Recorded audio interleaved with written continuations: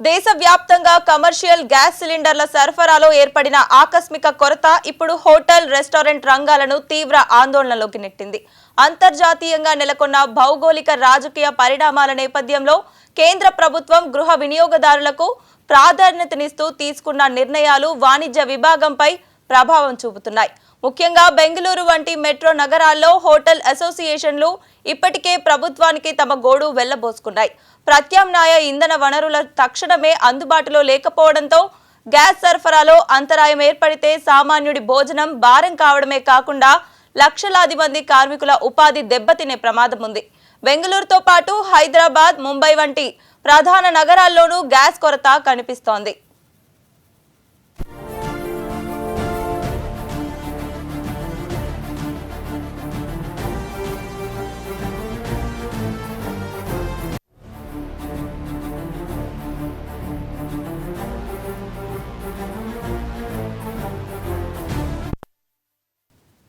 మరోవైపు బెంగళూరులో commercial gas సిలిండర్ల సరఫరా విషయంలో నెలకొన్న ఆందోళనపై బీజేపీ ఎంపీ తేజస్వి సూర్య కేంద్ర మంత్రికి లేఖ రాశారు.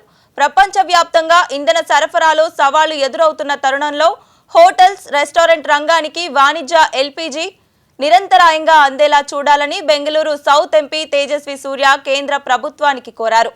బెంగళూరు హోటల్స్ అసోసియేషన్ విజ్ఞప్తి నేపథ్యంలో ఆయన కేంద్ర మంత్రి హర్దీప్ సింగ్ పూరికి లేఖ రాశారు.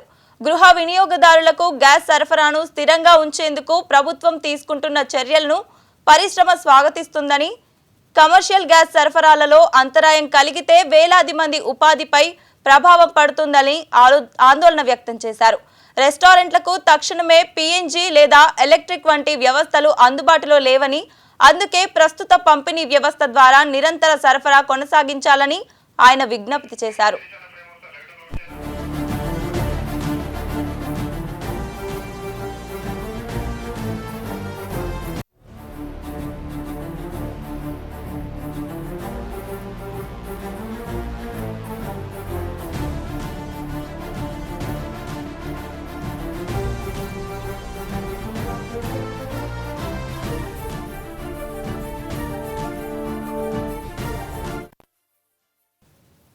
దేశవ్యాప్తంగా కమర్షియల్ గ్యాస్ సిలిండర్ల సరఫరాలో ఏర్పడిన ఆకస్మిక కొరత ఇప్పుడు హోటల్, రెస్టారెంట్ రంగాలను తీవ్ర ఆందోళనలోకి నెట్టింది. అంతర్జాతీయంగా నెలకొన్న భౌగోళిక రాజకీయ పరిణామాల నేపథ్యంలో కేంద్ర ప్రభుత్వం గృహ వినియోగదారులకు ప్రాధాన్యతనిస్తూ తీసుకున్న నిర్ణయాలు వాణిజ్య విభాగంపై ప్రభావం చూపుతున్నాయి. ముఖ్యంగా బెంగళూరు వంటి మెట్రో నగరాల్లో హోటల్ అసోసియేషన్లు ఇప్పటికే ప్రభుత్వానికి తమ గోడు వెళ్లబోసుకున్నాయి. ప్రత్యామ్నాయ ఇంధన వనరులు తక్షణమే అందుబాటులో లేకపోవడంతో గ్యాస్ సరఫరాలో అంతరాయం ఏర్పడితే సామాన్యుడి భోజనం భారం కావడమే కాకుండా లక్షలాది మంది కార్మికుల ఉపాధి దెబ్బతినే ప్రమాదం ఉంది. బెంగళూరుతో పాటు హైదరాబాద్, ముంబై వంటి ప్రధాన నగరాల్లోనూ గ్యాస్ కొరత కనిపిస్తోంది.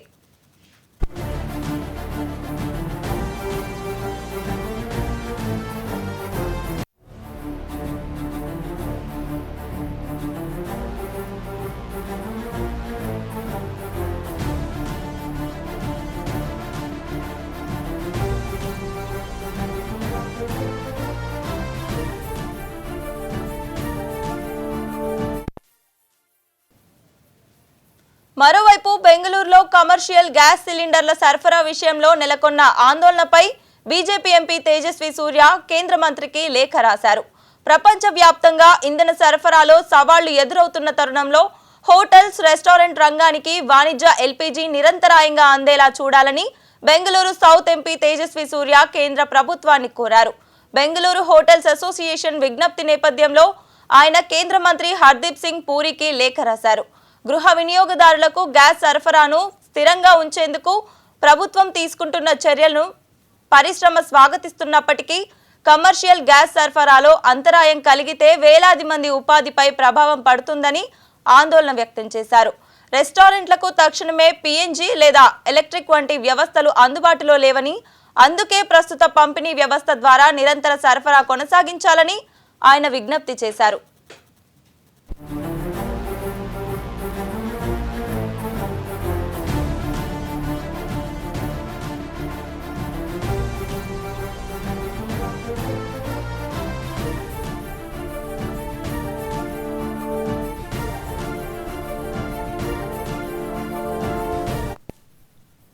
దేశవ్యాప్తంగా కమర్షియల్ గ్యాస్ సిలిండర్ల సరఫరాలో ఆకస్మిక కొరత ఇప్పుడు హోటల్, రెస్టారెంట్ రంగాలపై ప్రభావం పడినట్లుగా తెలుస్తోంది. ఇక ఇదే అంశానికి సంబంధించి మరిన్ని వివరాలను మా ఢిల్లీ బ్యూరో చీఫ్ శిరీష్ అందిస్తారు.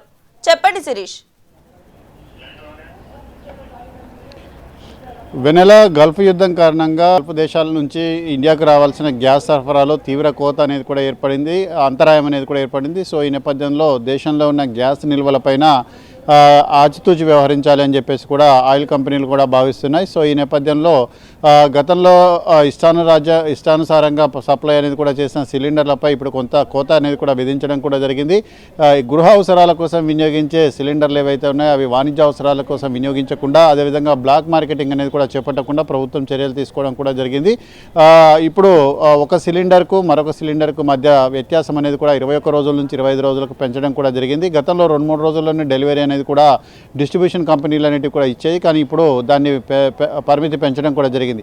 అదేవిధంగా వాణిజ్య అవసరాల కోసం వినియోగించే గ్యాస్ సరఫరాలో కూడా అంతరాయం అనేది కూడా ఏర్పడడంతో దీని యొక్క ప్రభావం అనేది అనేక హోటళ్ళు, రెస్టారెంట్లపై కూడా పడుతుంది. దానివల్ల తీవ్ర ఆందోళన అనేది కూడా వ్యక్తమవుతుంది. ప్రధాన నగరాలైన ముంబై, బెంగళూరు, హైదరాబాద్ లాంటి చోట దీని యొక్క ప్రభావం అనేది కూడా గణనీయంగా కూడా కనపడుతుంది. సో ఈ నేపథ్యంలో రెస్టారెంటు, హాస్పిటాలిటీ రంగానికి కమర్షియల్ ఎల్పీజీ సరఫరా అనేది కూడా నిరంతరం కొనసాగేలా చర్యలు తీసుకోవాలని చెప్పేసి బెంగళూరుకు సంబంధించిన సౌత్ లోక్సభ సభ్యుడు తేజస్వి సూర్య కేంద్రానికి లేఖ రాశారు. ప్రస్తుతం ఈ లేఖ పైన తీవ్రస్థాయిలో చర్చ అనేది కూడా జరుగుతోంది. బెంగళూరు హోటల్స్ అసోసియేషన్ నుంచి వచ్చిన నేపథ్యంలో ఆయన వాళ్ళ యొక్క సమస్యను కేంద్ర ప్రభుత్వం దృష్టికి తీసుకువెళ్ళడం కూడా జరిగింది. రెస్టారెంట్లు, హోటళ్లు, హాస్పిటాలిటీ రంగంలోని సంస్థలు రోజువారీ కిచెన్ కార్యకలాపాల కోసం ప్రధానంగా కమర్షియల్ ఎల్పీజీ పైన ఆధారపడుతున్నాయి.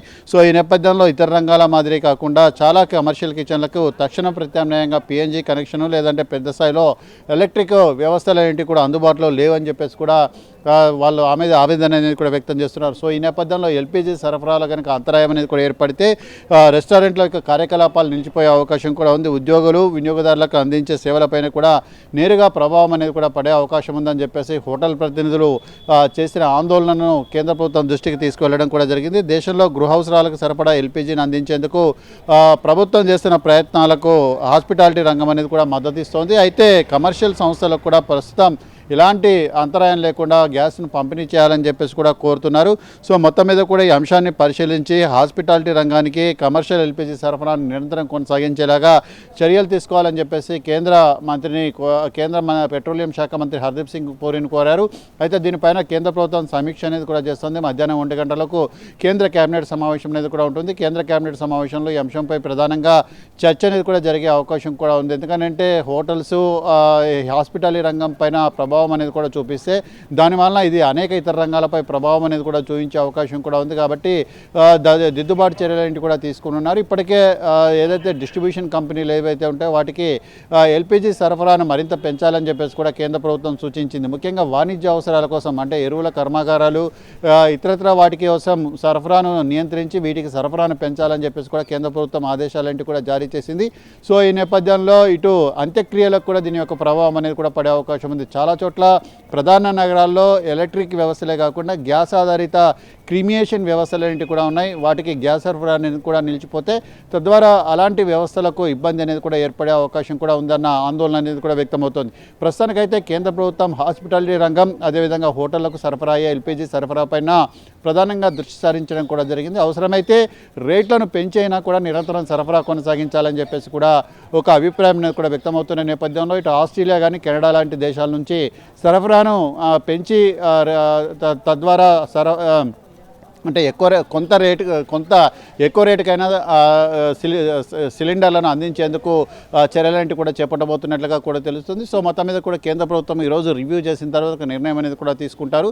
అయితే బ్లాక్ మార్కెటింగ్ అనేది కూడా జరగకుండా నిత్యావసర వస్తువుల చట్టాన్ని ఏదైతే ఉందో దాన్ని అమలు చేయాలని చెప్పేసి కూడా కేంద్ర ప్రభుత్వం భావిస్తోంది. కేంద్ర కేబినెట్ సమావేశం ముగిసిన తర్వాత దీనిపైన ఒక నిర్ణయం అనేది కూడా వెలువడే అవకాశం ఉందన్న సమాచారం కూడా కేంద్ర ప్రభుత్వ వర్గాలను కూడా అందుతోంది.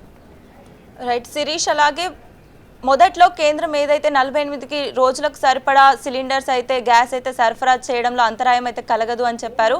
కానీ ఇప్పుడు చూసుకుంటే ఈ కమర్షియల్ సిలిండర్స్ మీద ప్రభావం అయితే పడింది. దీన్ని ఏ విధంగా చూడొచ్చు శిరీష్? అంటే ముఖ్యంగా గల్ఫ్ దేశాల నుంచి వచ్చే సరఫరా అనేది మెరుగుపడుతుందేమోనని చెప్పేసి ప్రభుత్వం భావించింది. ఎందుకంటే యుద్ధం ఒక 1 వీక్లో ముగిసే అవకాశం ఉందని ఒక అంచనా అనేది ఫస్ట్లో ఉండేది. కానీ రోజు రోజుకు యుద్ధం అనేది కూడా తీవ్రతం అవుతుంది. ఇరాన్ చర్చలకు ఎట్టి పరిస్థితుల్లో కూడా వచ్చే అవకాశం లేదని చెప్పేసి కూడా స్పష్టం చేయడం, అమెరికా కూడా ఇరాన్ కనుక లొంగకపోతే దాడులంటే కూడా తీవ్రతరం చేస్తామని చెప్పడం, అదేవిధంగా యూఏఈతో పాటు గల్ఫ్ దేశాల్లో ఉన్న సరఫరా కేంద్రాలు ఏవైతే ఉన్నాయో వాటిపైన నిరాటంకంగా మిసైల్స్ దాడులంటే కూడా చేయడంతో పూర్తిగా సరఫరా అనేది కూడా నిలిచిపోతున్న పరిస్థితి అనేది కూడా ఉంది. సో ఇప్పుడు దేశీయంగా ఉన్న నిల్వలంటే కూడా తరిగిపోతున్న నేపథ్యంలో స్ట్రాటజిక్ పాయింట్లు ఏవైతే ఉన్నాయో వాటి నుంచి కూడా నిల్వల్ని కూడా బయటకు తీస్తున్నారు. సో ఈ నేపథ్యంలో గల్ఫ్ దేశాల నుంచి సరఫరా అయ్యే రేటు, అదేవిధంగా ఇటు ఆస్ట్రేలియా కానీ కెనడా కానీ రష్యా నుంచి సరఫరా అయ్యే రేట్ అనేది చాలా వరకు డిఫరెన్స్ అనేది కూడా ఉంటుంది. సో ఆ దేశాల నుంచి కనుక దిగుమతులు అనేది కూడా చేసుకొని సరఫరా కొనసాగించాలంటే రేట్లు పెంచక తప్పని పరిస్థితి కూడా ఉంటుంది.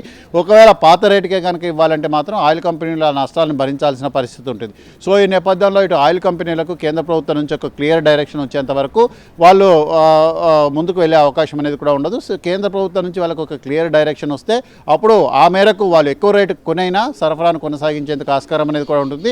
మన దేశంలో కొంతవరకు పరిస్థితి అనేది కూడా మెరుగ్గా ఉంది. పొరుగున ఉన్న ఇటు బంగ్లాదేశ్ కానీ, నేపాల్ కానీ, శ్రీలంక కానీ, పాకిస్తాన్ లాంటి దేశాల్లో అయితే పరిస్థితి అనేది కూడా మరీ దారుణంగా ఉంది. శ్రీలంకలోనైతే నిన్న అర్ధరాత్రికి రేట్లన్నింటి కూడా విపరీతంగా పెంచిన పరిస్థితి అనేది కూడా ఉంది. సో చిన్న దేశాలంటే కూడా దీని యొక్క ప్రభావానికి ఎక్కువ ఇబ్బంది పడుతున్నాయి. పెద్ద దేశాలు కొంత తట్టుకొని నిలబడ్డప్పటికీ కూడా దీర్ఘకాలంలో వాటిపై ప్రభావం అనేది ఉండే అవకాశం ఉంటుంది. Right, thank you Sirish.